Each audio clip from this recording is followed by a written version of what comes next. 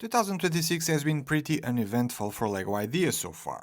As much as I love the orange cat, it's effectively a rerun of the tuxedo. Still love it, don't get me wrong, but nothing really new there. The lovebirds and otter, as cute as they may be for some, don't really hit me with that LEGO Ideas vibe, which has consistently made it my favorite LEGO theme over the last couple of years, and the only home run for me so far has been the Tintin's rocket. Still crossing my fingers that we get Megazord done later this year. But out of all of these, the latest release of the theme has actually been Peanuts Snoopy's Doghouse, which genuinely made me smile the first time I saw pictures, so thank you LEGO for sending it, and let's go over what's it all about. Immediately, what stood out to me from the looks of everything is how close it resembles the original source material in a way that I really like seeing LEGO represented in products, with very clear blocks of color with the green patch of grass and then Snoopy's doghouse above it. The sideways build of it is always nice to put together, with some studs on the floor to allow for these seemingly new pieces to be placed in there to represent a few patches of grass, as well as the red build too. There's yet another trick to learn on how to make tilted roofing, and Snoopy's name in there is thankfully a printed element. Now, while by itself this is perhaps my favorite part of the set, the whole scene would not be complete without Snoopy.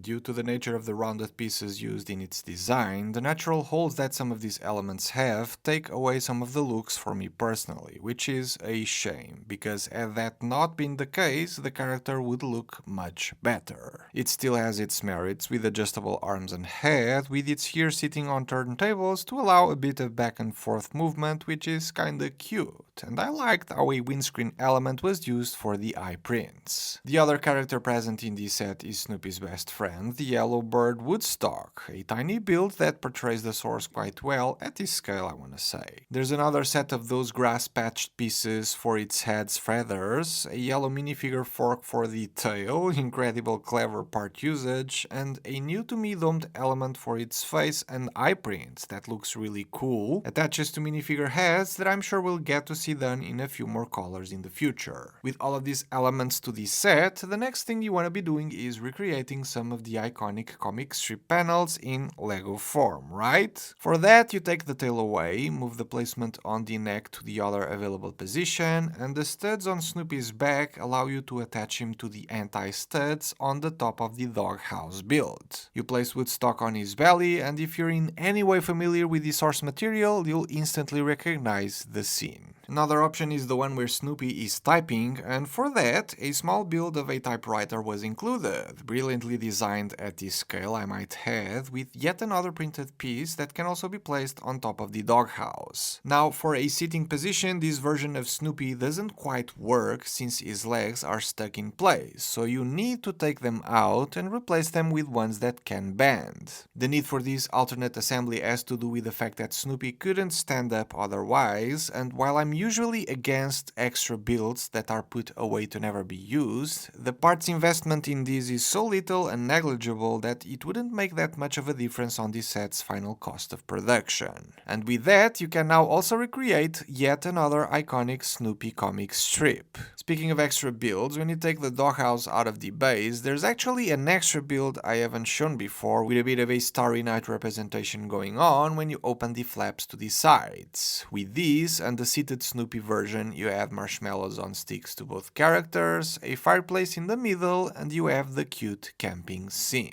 Now, the Starry Night build and the fireplace are significant when it comes to the piece count, to the point where I now believe not having them included would have made it so that the end product would have been more affordable to the consumer, but I can't even be mad about it. Having all of these different options to display your set and recreate the comic strips does provide people with good value, and every now and then you could be switching things around, which is cool. Had these not been in here, we'd be looking at maybe a $5 to $10 in savings, which isn't nothing, but also not an amount that would break the bank. I'm not extremely close to the source material, yet I still find this to be one of the best releases of the year for LEGO Ideas, alongside the rocket. It's cute, relatable, and affordable at $90, which for a set with an IP license, prints over stickers, new elements, and a piece count closing in on 1,000, it's not half bad.